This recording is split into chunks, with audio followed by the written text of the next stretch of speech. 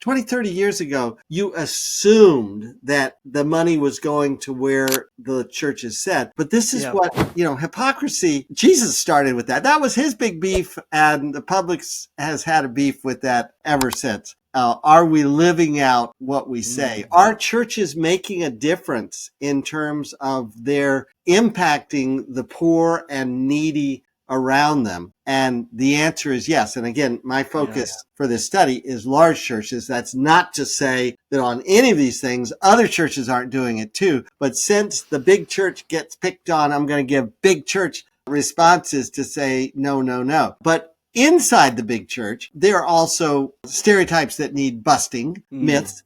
One example is, if we're transparent about the finances, why should we be? We're accountable only to God. Well, besides being able to give you some Bible verses like 2 Corinthians 8 and 9, and that may encourage a degree of transparency, I can tell you research-wise that the more you do things like, I'm going to say the Evangelical Council for Financial Accountability, ECFA, has 7 standards, the more you live by their standards of having an independent board or a degree of transparency and all, I've documented research-wise, the more generous your people are because there's a higher trust level and a confidence level among them to say, okay, I know the money's really going there. I know the church is transparent about it.